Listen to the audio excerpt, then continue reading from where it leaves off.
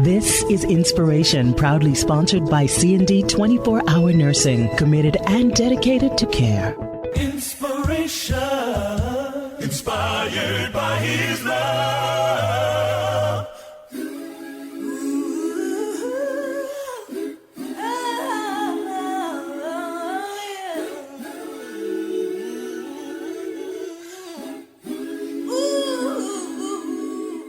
Inspiration helps to achieve our greatest hour. When we are feeling your power, I know we'll be moved beyond despair. When you can inspire us from anywhere. Inspiration. Hello and welcome to Inspiration, a boost of hope and encouragement for daily living. I'm Anastasia. There's a battle going on in our mind. Our habit of thinking, along with our belief that the thoughts that we think are correct, serve us up the life that we live. Romans 12:2 tells us, "Do not be conformed any longer to the pattern of this world, but be transformed by the renewing of your mind." The key to transformation is going to the foundation, the heart, the mind. It is on that level that change truly takes place. So our mindset needs much constant attention. Today, inspiration comes in the form of a two-part excerpt from the lesson Conquering the Battle of the Mind that I taught during the 3rd annual conference of Daughters of Light Ministries International. So here we go. Here's part 1 on the topic, Conquering the Battle of the Mind. We're going to have to do many conquerings, if you understand what I'm saying. We're going to have to fight many battles in striving to conquer the battle of the mind. It's not a one-time deal. It's something that we have to constantly, through a number of principles, through a number of aids that God has provided. I'm going to share what God has given me tonight to share with you. Are you crying? Oh, you have something in your eye. Okay. Thought I was making you cry. I don't want to be the only crybaby, but listen. Everything starts in the mind. Everything starts in the mind. That beautiful chandelier, that started in the mind. This mic that I'm speaking into started in someone's mind. Everybody know what the Eiffel Tower is? It's located in Paris, France. The Eiffel Tower was constructed in 1930 by a man called Gustave Eiffel. And since 1930, the Eiffel Tower has been the tallest monument in history. And it remains such. And people come from all over the world. Millions of people come from all over the world just to ascend the Eiffel Tower. And I'm told that it stands over 1,000 feet tall. Can you imagine that? That's like 81 stories. I can only picture like 3 stories. It's 81 stories tall. But before the Eiffel Tower stood 81 stories high, it was a tiny thought in the mind of Gustave Eiffel. Thoughts are very powerful. And our most powerful accomplishments and our greatest, most devastating defeats all begin right here in the mind. The mind is a powerful thing. Proverbs 4:23 says, "Be careful what you think, because your thoughts run your life." Thoughts biggity. They bossy. They tell you where your life is going to go. And we're all here, wherever we are, whatever situation we find ourselves in this evening is a result of our thoughts. And like I said, thoughts are powerful, and they take on a certain trend. Thoughts produce ideas, ideas produce action, and action brings results. Proverbs 4:23, "Be careful what you think, because your thoughts run your life." They're bossy. They tell you where you're going. Our greatest defeats and our most powerful victories begin in the mind. I'll tell you, I can tell you, if you tell me where you are right now in your life, I'll tell you what you've been thinking. I'll tell you what you've been thinking. If you say to me, Anastasia, I need to lose like 30 pounds, I'll say, girl, I understand, right? No, but I'll tell you what you've probably been thinking. You've probably been thinking, I hate to work out, right? I love ice cream, or is it just me? I love pizza, and lettuce is like for rabbits. And besides, men like a little meat on their bones, right? That's probably what you've been thinking. Our thoughts run our lives. Or ladies, if you say to me, I just can't, I really want a husband, but I can't find a man. You know what I mean? You've probably been thinking, all the good men are married, they're in jail, or what's the other one? What's the other one? Okay, right? That is so not true. That's a lie. All of that is just totally a lie. But what we think creates an idea, the idea creates an action, and that action produces a result in our lives.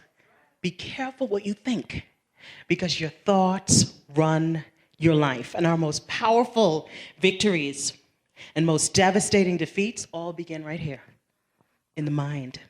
And why is it so important that we mind our thoughts? Why is that such a big deal? I'll tell you. First of all, because we have two lives. Everybody has two lives. You have this life that everybody can see, but we have a separate life in our mind that nobody else is privy to. You can live a totally different life in here. And see, the reason that the mind is such a stronghold is because of that privacy. The devil backs you up in your own mind. You see, because nobody else is there, he has you hostage. That's why it's so important to be careful what we think, because our thoughts run our lives. Proverbs 4:23. By the time you leave here, you'll be able to quote that backward. Another reason is because what we think has eternal consequences. Everything that we're doing and thinking right now has eternal consequences.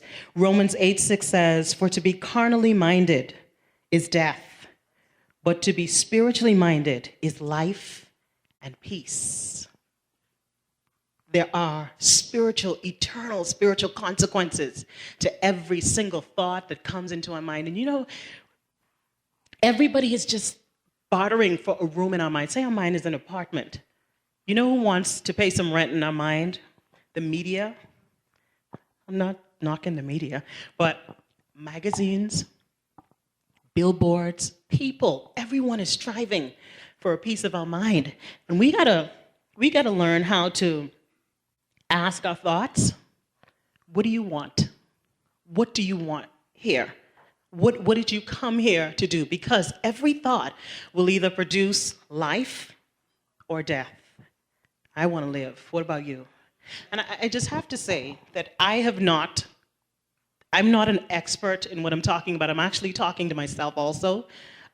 So don't think that I don't have thoughts that I'm very ashamed of, that I wouldn't want you to know that I've been thinking. But everything begins in the mind. Let me give you an example. There's this guy, right? At the office, right? Yeah. The devil knows how we like him. And he can make sure, if that's our weakness, that he's going to have him just as we like him. He's tall, right? And he's got this deep voice, right? And he knows just what to say, right? But the only thing is he's married. He's married. And see, at first, the idea that he's married, this is a real situation. Can I be real? And so you think, okay, this man is married, so, And at first, that's a deterrent. But if you keep thinking, whatever we feed on nourishes us. Remember, thoughts produce ideas. Ideas produce action. And our actions bring a result. If we're not careful, we can be tangled up in bed with somebody's husband or wife. And I don't care if you are the most reverend, holy, I don't care if you go to church 8 times a week. We are all, if we do not diligently protect our minds, like I said, we will achieve our greatest victories or our most devastating defeats. But first here, thoughts are very powerful. Thoughts are even more powerful than words. And words are powerful. You're here tonight because of words. You're here to hear the word. You can probably remember people who have insulted you from you were a little child. You can remember compliments. They're all words. But words aren't even as powerful as thoughts, because before words are words, they're thoughts. So if we can focus here before we even speak the word, we can become some very, very powerful people. And I have some tools that the Word of God outlines for us that we can use. I call them the 5 Ds. The 5 Ds of winning the battle of the mind. The first one is desire. We have to want it.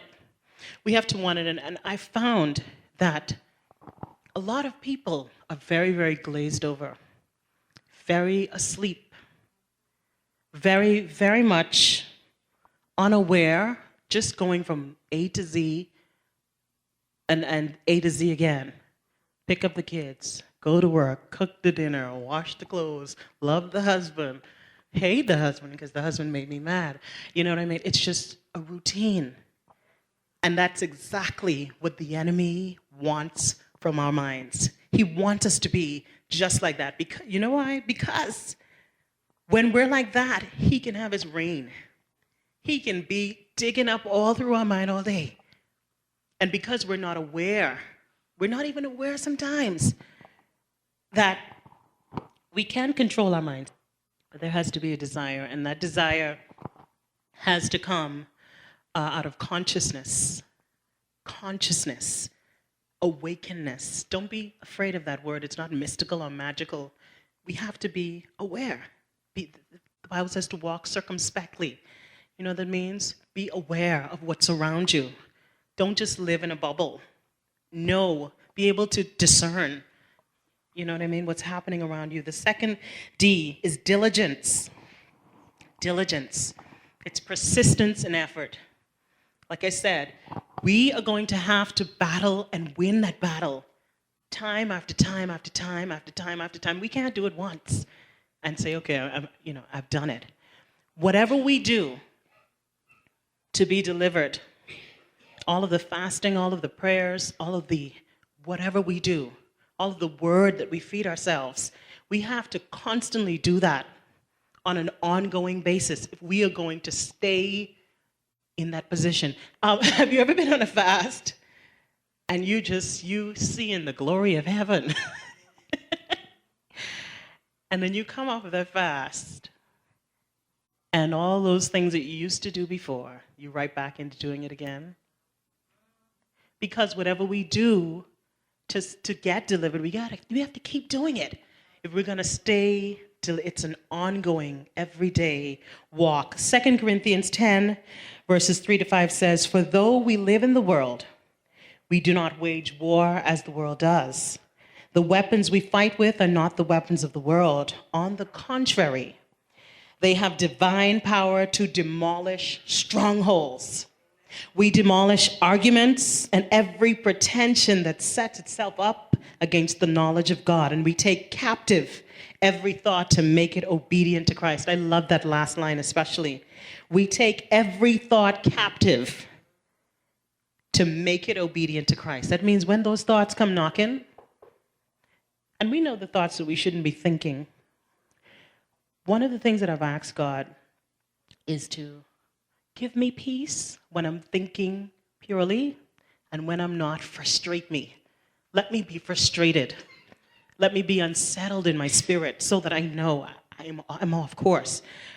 But what we have to do to every thought that comes knocking, we have to say, what do you want? And if that thought does not help us live the life that Christ called us to live, we have to say, nobody's home. Don't even leave a message. You have to leave. Because every thought has eternal consequences for life or death.